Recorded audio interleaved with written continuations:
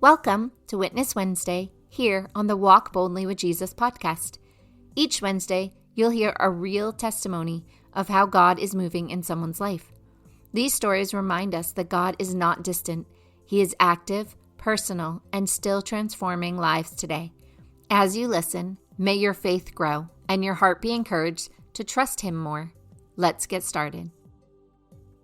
Today, I want to witness to you the power of prayer.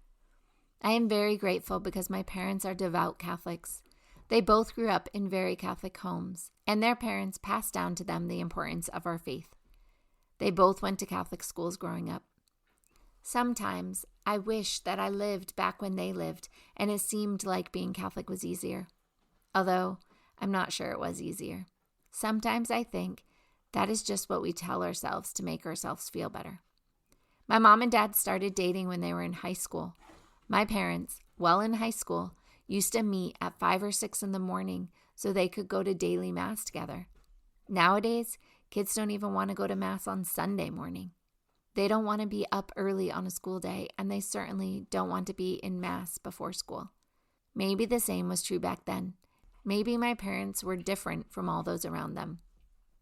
Maybe it wasn't cool to go to daily mass back then, and yet they wanted to.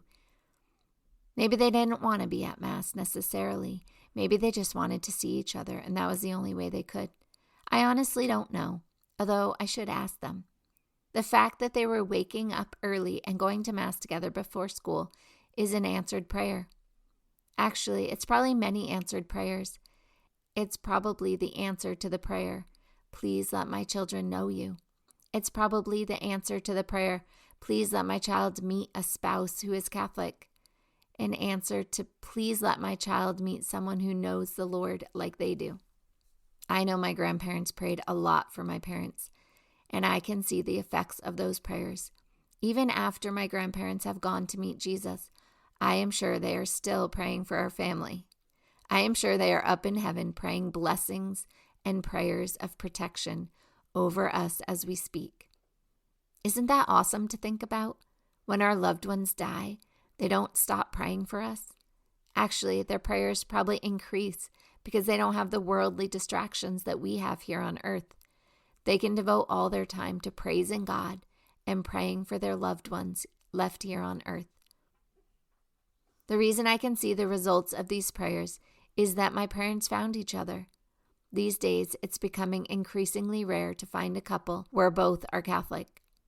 And even if you're lucky enough to find a Catholic spouse, it's rare that you're both as excited about the faith as my parents were.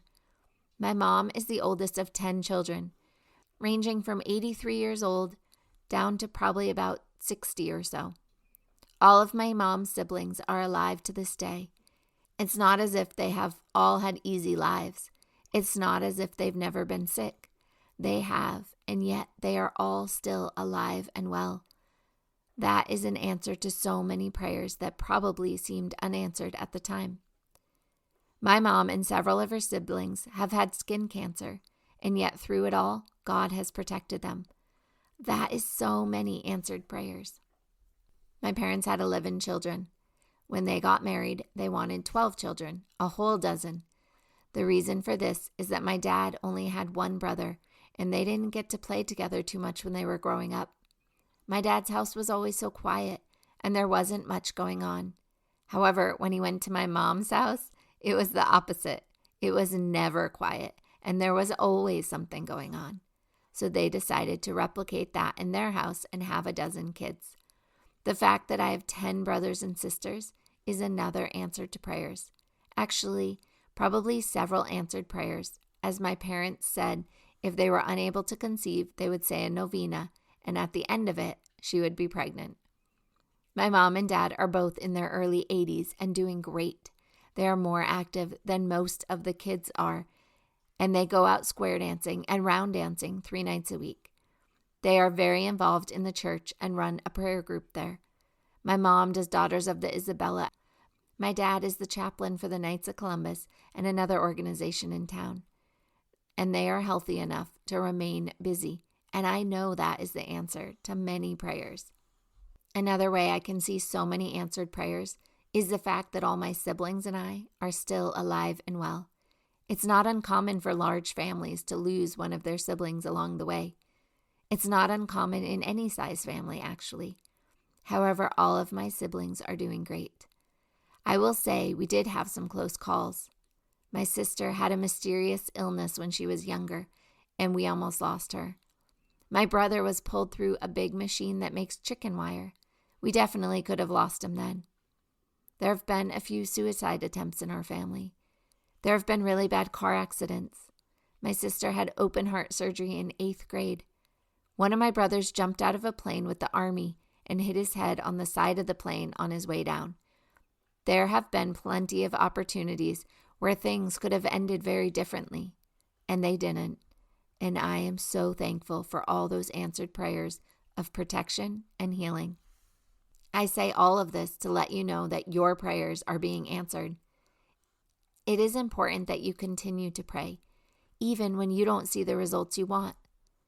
I don't know if my grandparents knew how important their prayers were. I don't know if they got to see the fruit of their prayers while they were still here on earth. I don't know if you will always see the fruit of your prayers either. Sometimes we don't recognize the fruit of our prayers. For instance, when Tony lost his job in the military, it didn't look like an answered prayer. It looked like God had abandoned him. Yet, for at least 5 years before he lost his job, he had been searching for a government job that was not in the military, and nothing was working out. It was a catch-22 because you got military preference once you were out of the military, but he didn't want to get out of the military until he had another job. Well, God took care of all of that when he had Tony leave the military and then found him a higher-paying civilian job at a military base that he loved so much. It was definitely years of answered prayers, and yet it really didn't look like it at the time. Our prayers matter. Keep praying for your kids to come back to the church, even if you don't see any results. Keep praying for them to meet someone who loves Jesus. Or if they're already married to someone who doesn't, pray for that person's conversion. Our prayers are so powerful. God has told us in our prayer group that we, the world, don't understand how powerful our prayers are. Don't give up.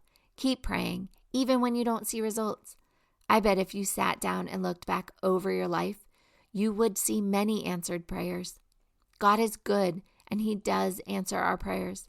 All we need to do is look for the answers, and we will find them. We have all seen God working in our lives, even if we didn't recognize it at the time. That's why sharing our stories matters.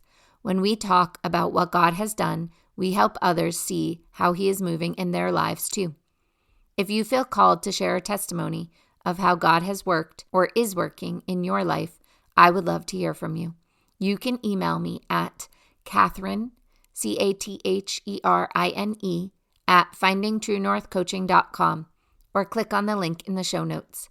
It won't take much of your time, and your story may be exactly what someone needs to hear today. Consider praying about it and sharing your story. God is moving in all of our lives, and these testimonies help remind us that we are never walking alone.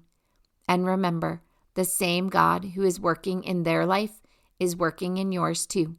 Keep walking boldly with Jesus.